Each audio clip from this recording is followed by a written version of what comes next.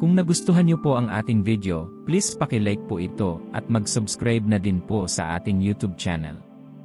Maraming salamat po sa inyong suporta. Nagsisimula ang kwento sa alaala ng isang araw nang lumitaw ang mga tarangkahan at nagsimulang magnalabog ang mga halimaw sa buong mundo. Ang tanging paraan para ihinto ang mga ito ay ang mga nagising na sa kanilang mahiwagang kakayahan ang lumaban. Ngayon ipinapakita sa atin ang isang larangan ng digmaan kung saan nakikipaglaban ang mga miyembro ng Golden Seekers laban sa pag-agos ng mga halimaw mula sa tarangkahan. Sa gitna ng labanan, may isang atresadong tao na humingi ng tulong at nag-udyok ang mga miyembro na tumulong. Bago pa man mapahamak ng halimaw ang mga sibilyan, may isang tao na sinipa ito palayo. Ang nagligtas ay nagtatanong kung ligtas naman ang lahat. Pagkatapos ay pumapasok sa entablado si Miss Adoquero, nakikipaglaban sa alon ng mga halimaw at nagwawasak ng 12-dosenang halimaw sa loob ng ilang segundo ng mag-isa. Namangha ang mga nanunood sa kanya. Ipinapaliwanag ng isa sa mga miyembro na ang kanyang kapangyarihan ay kapangyarihan ng oras, alam niya ang mga susunod na mangyayari. Tinatawag nilang di makatao ang kanyang kakayahan. Nang tuluyan ng matalo ang lahat ng mga halimaw, pinatay ni Kiwaro ang huli. Nakakaramdam ng kasiyahan dahil naprotektahan niya ang lupain at ang kapayapaan nito, idineklara niyang siya ay magsisil na ng tarangkahan. Gayunpaman, habang sinisimulan niya ang pagsasara, bigla siyang itulak papasok ng tarangkahan at nagsara ang selyo mula sa labas. Nagulat si Kaiyo, hindi pa niya nakita ang isang ganitong hinaharap. Tinanong niya kung lahat ba sila ay bahagi ng planong ito at kung bakit nila ginawa iyon. Sa sandaling iyon, ibinunyag nila ang kanilang tunay na kulay. Sinabi nila sa kanya na dahil nga wala siyang ideya sa totoong nangyayari, siya ang nataksil. Naguguluhan pa rin si Kayo, ngunit ipinagpatuloy nila ang paliwanag. Ibinunyag nila na siya, si Kayo, ay sa katunayan isang halimaw ng antas 100 na may atributong oras. Ang tanging gusto nila ay kumita ng madali, ngunit dahil sa kanya, palagi nilang kailangang akuan ang pinakamapanganib na mga misyon ng paulit-ulit. Sinabi nila na ito na ang huling pagkakataon dahil nagpapalim na sila sa kanya magpakailanman. Namangha si Kyokairo na pagtaksilan siya ng kanyang mga kakampi dahil sa ganitong maliit na dahilan. Ang tanging hangarin niya bilang leader ng Golden Seekers ay gawing mas ligtas ang mundo at protektahan silang lahat. Tinanong niya ang sarili kung bakit nauwi sa ganito ang mga bagay, ngunit hindi na siya makapag-isip ng matagal dahil nagsimulang umatake ang mga halimaw mula sa loob ng tarangkahan. Tinugunan niya ang unang ngunit nakita niyang dumagsa ang dagat ng mga halimaw palapit sa kanya. Sa desperasyon, tumingin siya sa hinaharap. Naghahanap ng paraan para makatakas. Ngunit sa bawat kinalabasan, siya ay namamatay sa kamay ng mga halimaw. Napagtanto niyang walang hinaharap kung saan siya ay nabubuhay, kaya sumugod siya sa laban. Determinado siyang pabagsakin ang maraming kaya niyang patumbahin. Sa kabila ng kanyang pagsusumikap, hindi niya mababago ang kanyang kapalaran. Walang paraan upang takasan ang kanyang kamatayan, patuloy pa rin siyang lumalaban, nangakong hindi mamamatay ng walang kabuluhan. Nangako siyang muling ipanganak, lumakas, maabot ang sukdulang kapangyarihan, at balang araw makapaghiganti sa mga nagtaksil sa kanya. Puspos ng puot at kawalan ng pag-asa, pinaganya niya ang kanyang huling sumpa, isang sumpang nagdadala ng kanyang kalooban at bawat damdamin sa buong mundo. Sa huli, nagising siya sa isang bagong katawan. Tumayo siya mula sa kama at tumingin sa salamin, kinukumpirma na ang unang yugto ng kanyang plano ay tagumpay.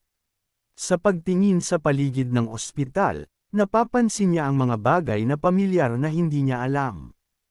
Nag-aalala siya na baka napunta siya masyadong malayo sa hinaharap, at kung totoo yun, maaaring hindi niya makamit ang kanyang paghihiganti sa mga nagtaksil. Nahanap niya ang ID ng batang katawan na kanyang sinasapian at nalaman na siya ay napunta 20 taon sa hinaharap. Gayunpaman, ang pinaka-interesado kay Kyoiro ay ang atributong taglay ng bata. Ito ay walang iba kundi ang Void attribute. Napangiti siya dahil sa nakaraang buhay niya ay kinatatakutan ng kanyang mga kasama para sa pagkakaroon ng tinaguriang pinakamalakas na kakayahan. Ngunit kahit siya ay may hangganan, minsan naabot niya ang tuktok ng kanyang kakayahan. Gayunpaman, kahit nagamit ang kanyang kakayahang makita ang hinaharap, hindi niya kailanman nasalayan ang mga hangganan ng Void attribute. Naiinis siya sa bata dahil bagaman maaaring pinakamalakas ang Void, walang sinuman sa kanyang nakaraang buhay ang nagtaglay nito, kaya inakala ng iba na walang silbi ang may ganitong atributo dahil walang nakakaalam kung paano ito paunlarin. Tila totoo ang misteryong ito para sa bata dahil ang kanyang kasanayan ay naipit sa antas isa. Alam ni Kayo na tiyak maraming beses na pagtawanan ang bata dahil sa kabiguan na umunlad. Dahil dito, nangako siya sa dating nagmamay-ari ng katawan, maging kampante, sapagkat ipapakilala niya ang pangalang iyon sa buong mundo bilang pinakamalakas na adventurer na nabuhay. Dahil sa kanyang clairvoyance, alam na ni Kyoiro kung paano palagwin ang mga kasanayan ng Void attribute. Nagpasya siyang umakyat sa sukdulang lakas sa buhay na ito at maghayganti sa mga nagtaksil sa kanya dahil sa napakaliit na dahilan. Upang maabot ang sukdulang lakas sa buhay na ito at maghayganti sa mga nagtaksil sa kanya dahil sa napakaliit na dahilan, ang unang kailangan niyang gawin ay mag-level up. Ang Void attribute, ayon sa pangalan, ay isang mahika na kumokontrol sa Nile. Ang asensya ng kakayahang ito ay malayang ay proyekto ng isang tao ang imahinasyon niya sa realidad. Ang imahinasyon mismo ay kayang gawin ng sinuman, ngunit ang mahirap ay gawing totoo ito. Dahil ang katawan ng bata ay nasugatan, naisip ni Kyoiro na kung iaangkop niya ang imaheng nasa isip niya sa katawan, maaari niyang subukan iyon. Ipinabuo niya sa isip na ang bawat selula ng katawan ay pinapabanal at nire-repair ng mahika. Sa gayon, dahan-daang nagsimulang gumaling ang mga sugat. Dahil nasa pangunahing antas pa ang sumpa, mabagal ang epekto at hindi pa ganap na gumaling ang loob ng kanyang katawan. Gayunpaman, kung gagamitin niya ito ng paulit-ulit, unti-unti siyang magle-level up. Lalakas din ang kanyang kakayahang mag-convert ng imahinasyon tungo sa realidad at liliwanag ang saklaw ng kanyang mahika. Magbubukas ito ng mga pintuan sa panibagong posibilidad at balang araw maaring marating niya ang puntong malaya niyang maipapahayag ang imahinasyon bilang realidad. Habang iniisip niya iyon, dumating ang doktor at nagulat na makita siyang gising. Sinabihan siya ng doktor na huwag kumilos dahil nasugatan siya ng halimaw. Dito niya nalaman kung bakit napakasama ng pinsala sa katawan. Napabilib ang doktor at sinabi na ang paggising niya ay tila isang himala mula sa mga santo. Nang marinig ang hindi pamilyar na terminong iyon, nagtanong si Kyoiro kung ano ang ibig sabihin nito. Nagulat ang doktor na tila nakalimutan niya ang mga batayang kaalaman. Ipinaliwanag ng doktor na tinutukoy niya ang mga santo ng Pentagram Saints, ngunit sinabi ni Kyoiro na hindi rin niya kilala ang salitang iyon. Napagpasyahan ng doktor na marahil nalilito lamang si Kyoiro matapos magbalik loob sa kamalayan. Sinabihan siyang magpahinga at umalis ang doktor sa silid. Naiwan mag-isa, nagtataka si Kyoiro tungkol sa mga bagong terminong iyon, marahil mga sikat na adventurer na naging tanyag kamakailan. Napagtanto niyang kailangan din niyang malaman ang kasalukuyang kalagayan ng mundo. Habang nagpapalakas ng level, binuksan niya ang telebisyon at nanood ng isang dokumentaryo tungkol sa SSS class disaster. Nang makita iyon ay nabigla siya, ang sinasabing salarin ay walang iba kundi si Miss Ado Kyoiro mismo. Nagulat siya at nagtaka kung bakit siya ang tinawag na salarin. Ayon sa dokumentaryo, alam daw ni Miss Ado Kyoiro ang pagdating ng sakuna ngunit hindi sinabing sabi sa iba, at di umano'y plano niyang samantalahin ang kaguluhan upang maghari sa mundo. Ipinagpatuloy ng dokumentaryo, nabigyan ng wakas ang mga plano niya ng mga natitirang miyembro na kalaunan ay naging simbolo ng pag-asa para sa lahat, na kilala bilang Pentagram Saints. Natalo nila si Miss Ado Kyoiro matapos ang isang mabangis na labanan, na silang tarangkahan, at nag-ani ng malawak na papuri at katanyagan. Ngayon, ang mga miyembro ng Pentagram Saints ang nagpapatakbo at nangunguna sa malalaking rehiyon sa buong mundo. Gumugunaw si Kyoiro sa loob. Napangiti siyang mapitan ng mapagtanto na hindi lang siya kanilang sinaktan, dinukot din nila ang kanyang dangal. Una nilang isakripisyo siya, at pagkatapos ay walang hiya nilang inangkin ang lahat ng gantimpala at naging mga pinarangalan nilang bayani. Puno siya ng puot at lumaki ang kanyang panunumpa na hindi niya sila patatawarin. Muli niyang ipinangako na ilulubog niya silang lahat sa kailaliman ng impyerno. Ngunit sa ngayon, kailangan niyang mag-ingat at itago ang kanyang pagkakakilanlan dahil mahina pa siya. Nang tingnan niya ang akademya na pinasukan ng batang katawan, natuklasan niyang pinatatakbo ito ng isa sa mga miyembrong nagtaksil sa kanya. Nagising sa isang perpektong katawan na may void attribute at may target na nakikita na, itinuturing niyang maswerte ang sarili. Ngunit mapagbantay ang target, hindi ito magpapakita ng kahinaan. Malaki rin ang agwat ng kanilang mga level, hindi pa niya ito kayang talunin. Kaya napagpasyahan niyang mag-focus muna sa pag-level up bago ito atapusan. Matapos ang ilang linggo, tuluyang gumaling si Kyoiro sa bagong katawan. Namangha ang doktor sa bilis ng paggaling at sinubukang papurihan ang mga santo, ngunit pinutol siya ni Kyoiro at sinabi na hindi iyon ang dahilan. Sariling kapangyarihan niya iyon. Nagpasalamat siya sa doktor sa pag-aalaga. Sa wakas ay umalis siya sa ospital na handa na ang mga pangunahing paghahanda at tumaas ng malaki ang kanyang level. Plano ni Kyoiro na pumasok muna sa isang dungeon bilang warming up. Sinabi ng doktor na lahat ng may kaugnayan kay Kwasok ay namatay sa aksidente. Nalungkot si Kayo para sa bata, ngunit nangangahulugan din ito na malaya na siyang gawin ang anumang naisin niya. Lumapit siya sa isang tarangkahan, tinatakpan ang kanyang mukha. Sinubukan niyang pumasok ngunit pinigilan siya ng gwardya. Ipinaliwanag ng gwardya na ang pinakamababang kinakailangang antas ay 30 at dapat may kasamang grupo. Mapanganib umano ang mag-isa sa dungeon. Tumugon si Kyoiro na maaaring ganoon para sa iba, ngunit siya ay estudyante ng isang nangungunang unibersidad at basta't pumirma siya ng consent form, papayagan siyang pumasok. Na-research na niya ito habang nakakonfine pa siya sa ospital. May mga nanunood na ng aasar, sinasabing pinapayuhan lang siya ng gwardya para sa ikabubuti niya at dapat alam niya ang kanyang lugar bilang baguhan. Bago pa makagawa ng karagdagang aksyon ng gwardya, pinirmahan na ni Kyoiro ang form at nagpatuloy. Nagpasalamat pa siya sa gwardya sa pag-aalala. Habang pumapasok siya, inutusan ng gwardya ang 3 kalapit na tao na sundan siya upang matiyak na hindi siya mamatay. Halos tumanggi ang isa, ngunit hinailas siya ng isa pa at sinabi na maaaring ito na ang kanilang pagkakataon. Maaari silang yumaman sa loob, at anumang mangyari sa dungeon ay doon na rin natatapos. Tumakbo silang 3 papasok, habang kinukot siya si Kyoiro na kailangan pa raw niya ng 100 taong pagsasanay. Sa loob ng dungeon na parang kuweba, nagplano ang 3 na samsamin ang lahat ng kayamanan at alisin ang baguhan dahil yun ang nakasanayan nilang paraan upang mabuhay. Tumakbo sila ng 10 minuto ngunit wala silang natagpuan hanggang sa wakas ay naabutan nila siya. Samantala, si Kyoiro ay nakikipaglaban na sa isang hukbo ng mga halimaw.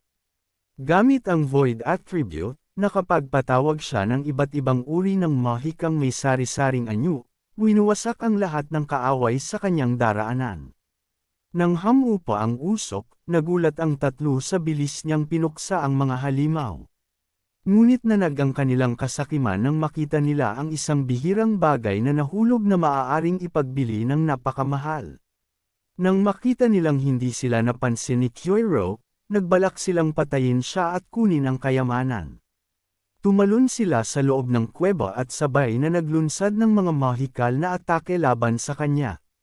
Naiinis sa kanilang aksyon, tinuligsa sila ni Kyoiro at madaling iniiwasan ang kanilang mga atake nang hindi man lang pinagpapawisan. Inisip niya na sa anumang panahon, palaging may mga kasuklam-suklam na tao na nagnanais agawin ang pag-aari ng iba. Dalawa sa mga miyembro ang nagulat sa kadalian ng kanyang pag-iwas.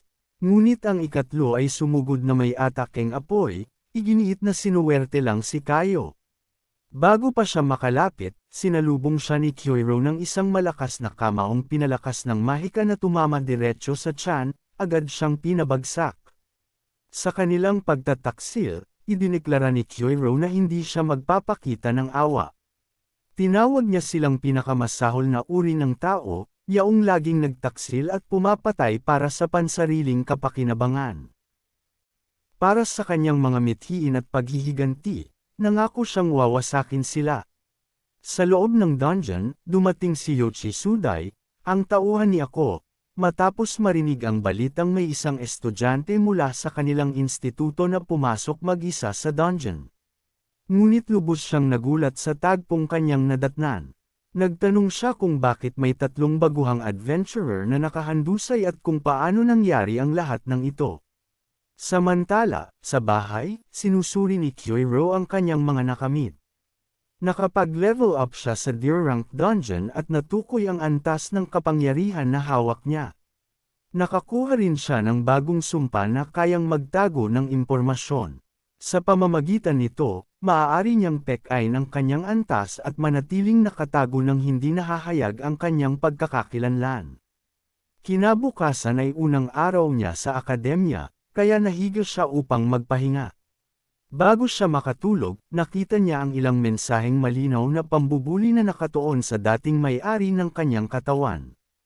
Kinabukasan, si Kayo na nagpapanggap bilang si Kaisok ay nagtungo sa akademya. Tinawag siya ng isang babae at tinanong kung maayos na ba ang kanyang pakiramdam. Siya ay kaklase niyang nag-alaga sa kanya at nagsabing nag-aalala siya ng husto. Nang makita ni Kyoiro na may mga taong tunay na nagmamalasakit kay Kaisok, nakaramdam siya ng bahagyang saya. Ngunit agad itong nasira nang lapitan sila ng iba na nanlilibak kay Kaisok dahil siya raw ay nun-attribute at nagbalik matapos halos mamatay. Hinihingan pa siya ng bayad bilang kapalit ng umano'y proteksyong ibinigay nila at kinukulit siya para sa pera. Nang matanto niya ang ugali ng mga ito, naunawaan ni Kyoiro na ang mga text kagabi ay galing din sa kanila. Bago pa siya makakilos, humarap si Asahi Karen at sinubukang pigilan sila, sinasabi na kara-rating lang niya mula ospital. Ngunit nanginginig ang kanyang mga kamay sa takot. Dahil dito, pumasok si Kyoiro at sinabi kay Asahi na siya na ang bahala. Kinutya siya ng mga bully dahil sa pagpapakitang tapang at tinakot na ipapakita ulit kung gaano siya kawalang silbi. Ngunit imbes umatras, tinuligsa sila ni Kyoiro at idineklara na ipapaalala niya sa kanila ang kanilang lugar. Naalala niya ang kanyang pangakong pasikatan ang pangalan ng batang ito sa buong mundo. Sa isip na iyon, naghanda siya para sa labanan. Nagngalit ang mga bully at isa sa kanila ay nagpaunang maghanda ng fire spell. Nagulat si Asahi, na pagtanto niyang gumagamit sila ng mahika sa isang ipinagbabawal na lugar. Inilunsad ng bully ang atake kay Kaisok, ngunit tinapatan ito ni Kyoiro gamit ang parehong mahika, dahilan upang mabigla ang mga bully. Tinuligsa sila ni Kyoiro at tinanong kung iyon lang ba ang kaya nila. Napahiya ang bully at tinawag ang kanyang mga kasamahan. Gumamit sila ng iba't ibang elemento upang talunin si Kyoiro, ngunit muli, tinapatan niya iyon gamit ang parehong elemento at nagwagi. Nabahala ang mga bully at nagtanong sa sarili kung ilan pang elemento ang kaya niyang gamitin. Sinabi ni Kayo na siya naman ngayon. Idineklara niyang pananatiliin niya silang buhay. Lumikha siya ng malakas na pagsabog, dahilan upang magtakbuhan ang mga ito. Bago pa sila makatawag ng saklolo, nagalit si Kyoiro at tinanong kung hindi ba humingi rin ng tulong si Kaya noon at kung ano ang naging tugon nila. Sinabi niyang hindi na kailangan ng sagot dahil ang mga kasuklam-suklam na tao gaya nila ay palaging pare-pareho ang asal. At dahil doon, idineklara niyang walang makakapigil sa kanyang kamao. Sa isang napakalakas na suntok, pinatumba niya ang pinuno ng mga bully. Nabigla si Asahi Karen sa kanyang nakita. Agad na binuhat ng mga tauhan ang kanilang leader at tumakas. Habang idineklara ni Kyoiro na mula ngayon, wala nang makakapanlit kay Kaisok. Magkasama nilang tatahakin ang landas patungo sa pagiging pinakamalakas. Sa labas ng paaralan, buhat-buhat ng mga tauhan ang kanilang lider habang paulit-ulit na humihingi ng paumanhin. Naiinis sila sa biglang pagbabagong ipinakita ni Kaisok mula nang makalabas sa ospital. Samantala, iniisip ni Kayo na hindi naman pala ganoon kalakas ang mga iyon gaya ng inaasahan niya. Sa mga pasilyo ng paaralan habang papunta siya sa klase, napapansin ng iba ang kanyang presensya. Naisip niya na baka masyado na siyang namumukod-tangi. Bago siya makarating sa kanyang silid-aralan, may lumapit at nagtanong kung siya ba si Kaya. Nang makuha ang kanyang atensyon, tinanong ng tao kung maaari ba siyang makausap. Nag-isip si Kyoiro kung sino ito. Pinaghinalaan niyang isa lamang itong nakatatandang estudyante na naghahanap ng gulo. Plano sana niyang iwasan sa pagsasabing magsisimula na ang klase niya. Ngunit sinabi ng tao na nakalimutan niyang ipakilala ang sarili. Siya raw si Yoshi Sudai, pinuno ng grupong Biting Cats. Ngunit ang mas nakatawag ng pansin kay Kayo ay nang banggitin nitong ang grupo ay mismong binuo ni Awako. Dahil dito, tinanong siyang muli kung may oras siya. Nang marinig ang pangalang may kaugnayan kay Awako, nangganyo si Kyoiro at sumang-ayon, sabay sabing wala siyang magagawa. Sa isang bakanteng silid-aralan, diretsahang tinanong ni Yoshi kung si Kaisok ba ang responsable sa pagkamatay ng mga adventurer sa dungeon kagabi. Ngunit mariing itinanggi ni Kyoiro na may alam siya tungkol dito. Nag-isip siya kung paano siya pinaghinalaan gayong maingat niyang tinanggal ang lahat ng bakas. Ipinaliwanag ni Yoshi na ang impormasyon niya ay may isang estudyante mula sa kanilang paaralan na pumasok mag-isa sa dungeon. Nang siya'y nag-imbestiga, natagpuan niya roon ang mga natalong baguhang adventurer na kilala sa kanilang lugar. Dagdag pa niya, nakita raw si Kaisok na gumamit ng iba't ibang elemento kaninang umaga. Mula sa tono nito, napagtanto ni Kyoiro na wala talaga itong alam at sinusubukan lamang siyang kalkalin. Pinipilit siya ni Yoshi na magsalita, ngunit nag-ingat si Kyoiro at sinabing inatake siya kaninang umaga at wala siyang ideya sa nangyari. Upang patibayin ang kanyang pahayag, inilabas niya ang kanyang adventurer card at ipinakitang level 1 lamang siya at may void attribute. Nang makumpirma iyon, nagalit si Yoshi. Iniisip na nasayang lamang ang oras niya sa isang walang silbi. Binalaan siya nitong huwag gumawa ng kaina-hinalang kilos sa hinaharap dahil magiging abala lamang ito sa paglilinis ng gulo, saka umalis. Habang naghiwalay sila, inisip ni Kyoiro na maaaring magamit niya si Yoshi bilang tulay upang makalapit kay Awako nang hindi nagdudulot ng hinala. Habang iniisip kung paano siya manipulahin, nagsimulang mabuo sa kanyang isipan ang isang tiyak na mahikal na sumpa. Samantala, nakita si Yoshi sa opisina ni Awako na nag-uulat tungkol sa mga pangyayari sa dungeon. Pagkarinig nito, sinabi ni Awako na hindi karaniwan para kay Yoshi na magkamali, at binalaan siyang pumili ng mga tao ng mas maingat. Humingi ng tawad si Yoshi, nangakong aayusin ang sitwasyon, at sinubukang pagkalmayan siya. Binalaan siya ni Awako na kung kumalat ang balitang nasangkot si Yoshi sa pagkamatay ng mga baguhang adventurer, siya mismo ay madadami at pagbabayaran. Hinawakan niya ang mukha ni Yoshi at tinakot na kung pumalpak siya, maaari siyang mapatalsik sa isang iglap. Nangakong aayusin ang lahat si Yoshi, ngunit sa kalooban niya ay nagngingit-ngit, iniisip na kung alam lang niyang mauuwi sa ganito, mas malaki sana ang kinuha niyang pera mula sa mga adventurer. Tinanong naman ni Awako, ayon kay Yoshi, isang third-year student ang pumasok sa dungeon, ngunit wala namang ganoong estudyante sa klaseng iyon. Ibig sabihin, ang sanhi ng pagkamatay ng mga baguhan ay marahil isang halimaw sa loob ng dungeon at hindi estudyante. Napagtanto ni Awako na mas kapanipaniwala ang paliwanag na iyon kaysa isipin na estudyante ang pumatay. Dagdag pa niya, dapat ganoon ang tanggapin maliban na lamang kung may totoong hindi pangkaraniwang bagay na naganap. Sa pag-iisip nito, nagtanong si Yuchi kung maaaring ang void element ang kakaibang salik na iyon. Iniulat niyang posibleng may kinalaman ang isang natatanging atribyuto. Pinag-isipan iyon ni Awako at inamin na maaari ngang ganoon. Sa pagkakaroon ng pahiwatig na ito, na-excite si Yuchi at agad humiling kay Awako na ipagkatiwala na sa kanya ang lahat, nangakong lulutasin niya agad ang problema. Kung nagustuhan niyo po ang ating video, please paki-like po ito at mag-subscribe na din po sa ating YouTube channel. Maraming salamat po sa inyong suporta.